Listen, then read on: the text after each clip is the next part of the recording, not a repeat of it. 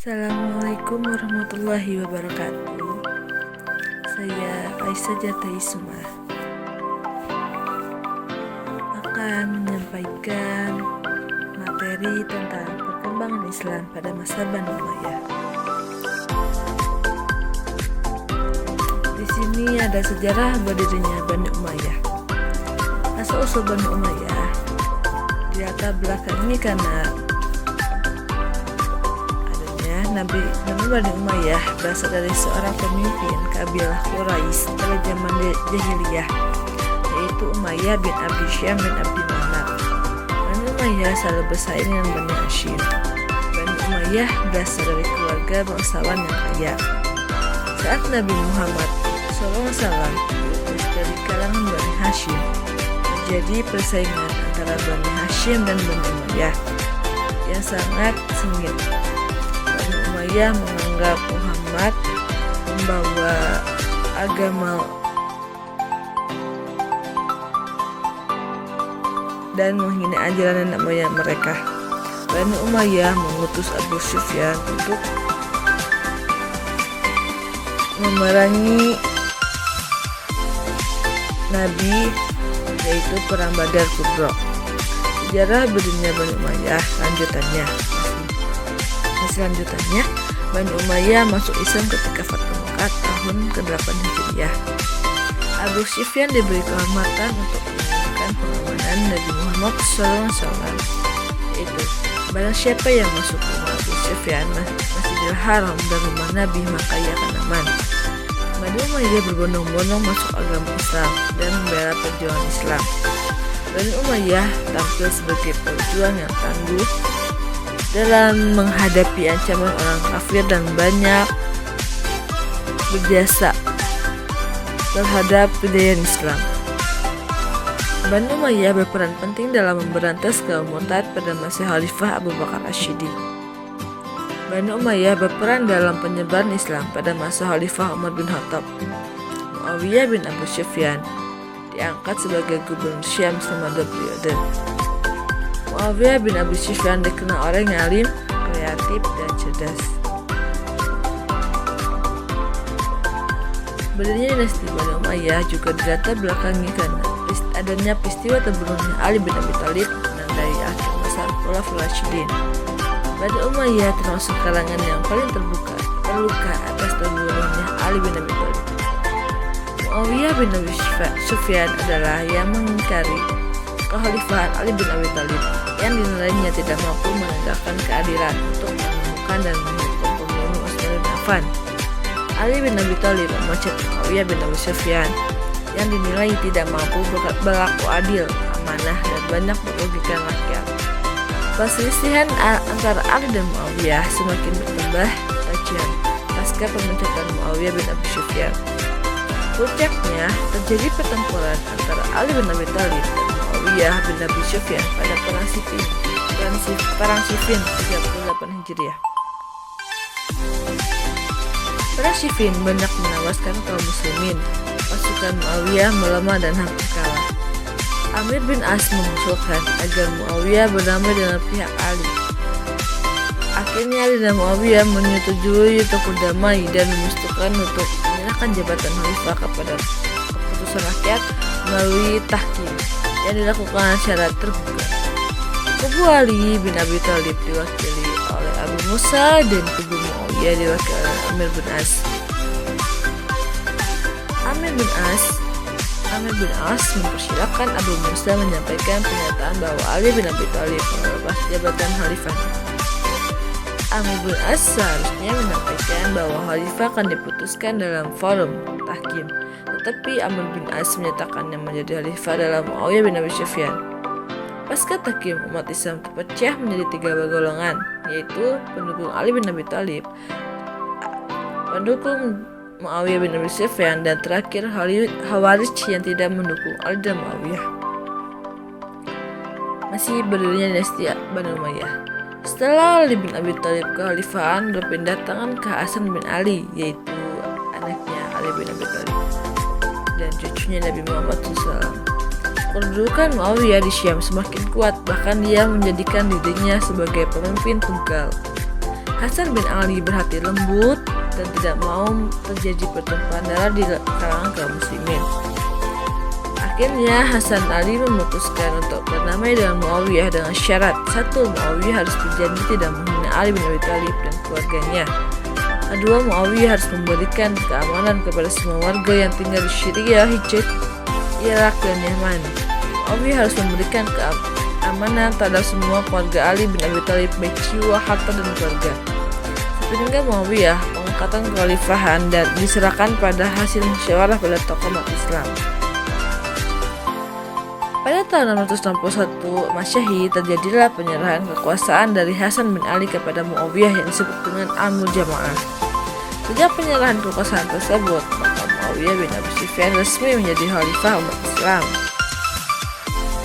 Muawiyah bin Abi Sufyan menata Damaskus dengan sistem yang berbeda dengan sebelumnya. Dalam memimpin, Muawiyah banyak mengadopsi sistem kerajaan Persia dan Romawi yang cenderung berkuasa penuh dan segala keputusan ada pada pemimpin atau khalifah. Sebelum Muawiyah meninggal dunia, ia menunjuk Yazid untuk menjadi penggantinya. Sistem pemerintahan monarki absolutisme dan dinasti atau kerajaan wilayah digunakan Bani Umayyah. Jadi sistem Bani Umayyah itu bersifat sistem pemerintahan monarki. Adapun sistem monarki absolut, kerajaan atau dinasti telah mengubah bentuk pemerintahan syura musyawarah yang telah dijalankan Rasulullah SAW dan para sahabat.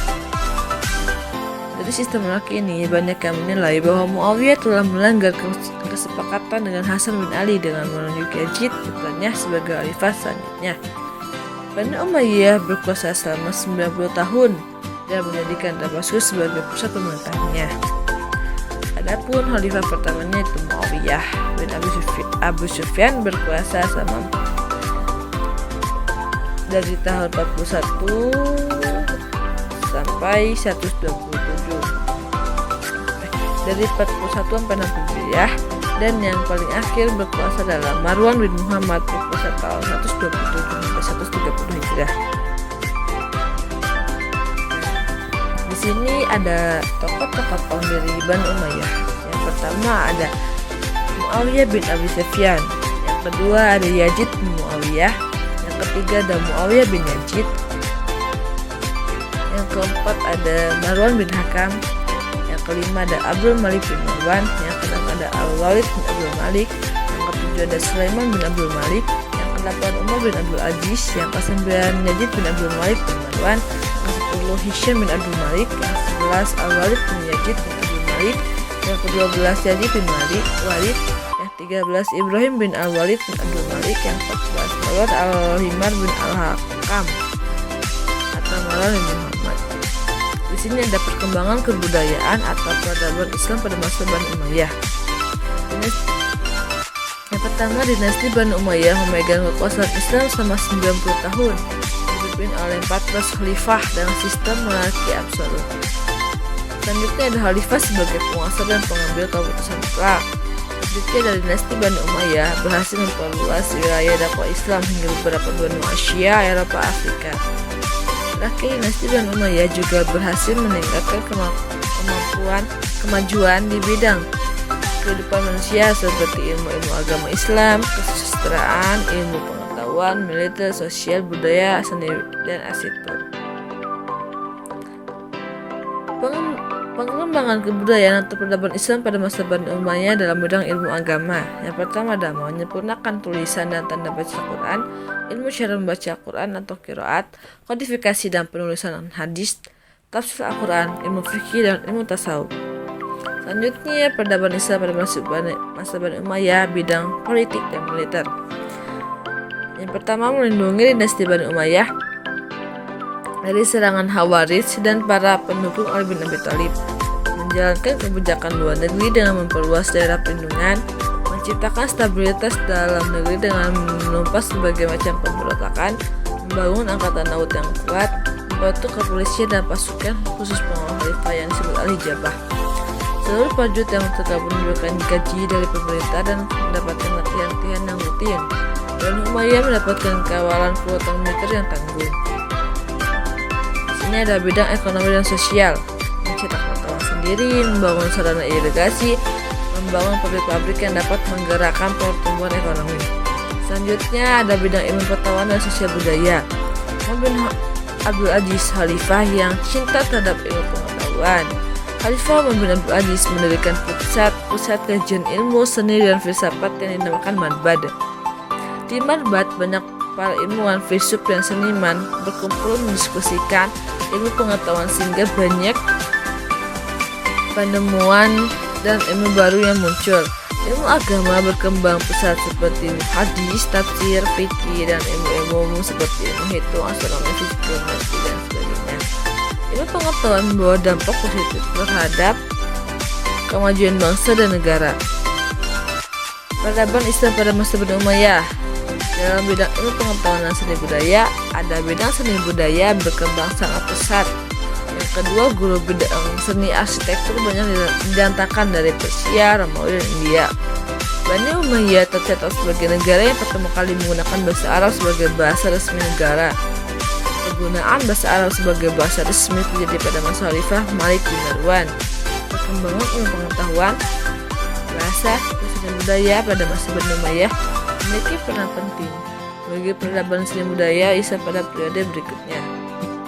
Dalam bidang ilmu fikih selanjutnya, ada Abu Hanifah bin Sabit, lahir di Kufah pada tahun 80 Hijriah. Abu Hanifah seorang mujtahid dalam bidang fikih, pendiri mazhab Hanafi. Keilmuannya tidak diragukan lagi, diakui oleh ulama pada masanya hingga saat ini. 7 dasar hukum Islam yang dijadikannya rujukan dalam ilmu hukum: Quran, hadis, fatwa para sahabat, ijma, qiyas, ihtisan, dan urf. Abu Hanifah banyak mengeluarkan fatwa dan hasil ijtihadnya. Abu Hanifah menghasilkan beberapa kitab, diantaranya Al-Faraid, Asy-Syurut, Al-Faqih, Al-Akbar. Buah pemikiran dari hasil ijtihad Abu Hanifah banyak pula ditulis oleh muridnya. Selanjutnya di bidang ilmu fikih, ada Malik bin Amir bin Haris bin Ghaiman bin Qutay bin Amr bin Haris as-Sahabai dari Madinah tahun 94 Hijriah dan meninggal di Madinah tahun 179 Hijriah. Imam Malik adalah pendiri mazhab fikih, mujtahid besar dan pakar hukum Islam, fikih, dan hadis. Sumber hukum yang dipindahkannya adalah Al-Quran, hadis, asar, sahabat, qiyas, tradisi masyarakat Madinah. Ia tidak bertentangan dengan agama, al-maslahah, al-musalah, dan banyak fatwa dan hasil ijtihadnya telah disumbangkan untuk umat, bangsa, dan negara. Salah satu karyanya terkenal adalah Al-Muwatta, membahas tentang segala hal dalam masalah fikih. Selanjutnya dalam bidang tasawuf ada Abu Syaid Al-Hasan bin Abi Al-Hasan Yasir Al-Basri adalah seorang ahli ilmu tasawuf, lahir pada tahun 21 Hijriah di Madinah. Hasan Al-Basri pindah ke Basrah setelah perang Siffin pada tahun 37 Hijriah. Di Basrah ia menjadi ulama yang jahid saat berpengaruh. Inti ajaran Hasan Al-Basri adalah khauf waraja, yang artinya takut dan harap. Menurut Hasan Al-Basri, setiap orang harus memiliki sikap khauf agar senantiasa menjaga sikap, perbuatan, dan ucapannya tidak maksiat kepada Allah. Kasih khauf dan raja, manusia dapat terhindar dari perbuatan maksiat dan senantiasa beriman serta bertakwa kepada Allah SWT. Selanjutnya dalam bidang tasawuf ada Rabi'ah Al-Adawiyah, lahir di kampung dekat kota Basrah, Irak pada tahun 95 Hijriah. Secara ekonomi, Rabi'ah Al-Adawiyah tergolong tidak mampu. Dia bersyukur dengan keadaannya karena banyak waktu untuk beribadah kepada Allah. Konsep sufi yang diterapkannya dalam mahabbah, rasa cinta kepada Allah SWT. Mahabbah adalah konsep yang mengajarkan tidak ada sesuatu yang patut dicintai kecuali Allah SWT. Semata dan ibadah yang dilakukan harus didasari rasa cinta kepada Allah. Hal ini dimaksudkan agar dalam beribadah disertai dengan rasa cinta, senang, dan ikhlas.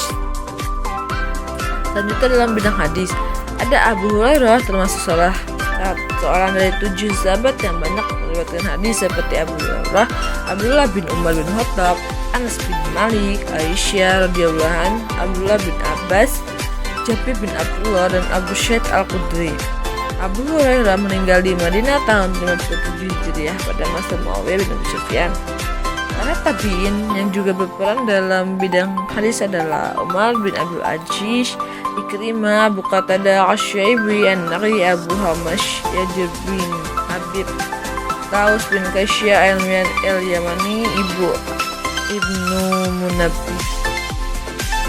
Selanjutnya ada tokoh ilmuwan muslim dan peranannya dalam kemajuan Islam pada Bani Umayyah. Ada dalam bidang tafsir. Ilmu tafsir adalah ilmu yang mengkaji makna dan tujuan yang terkandung dalam Al-Quran sesuai dengan kemampuan akal manusia. Pada masa Bani Umayyah, tafsir Al-Quran belum tertulis. Banyak para sahabat dan tabi'in yang mampu menafsirkan Al-Quran, tapi karena kerendahan relatif mereka tidak berani menafsirkan Al-Quran.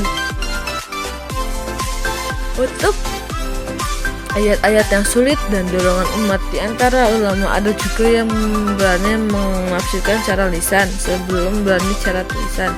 Mereka yang berjasa dalam ilmu tafsir adalah Abdullah bin Abbas, Abdullah bin Mas'ud, Sa'ad bin Jabir, Al-Asmi murid Ibnu Amas, Mujahid murid Ibnu Abbas.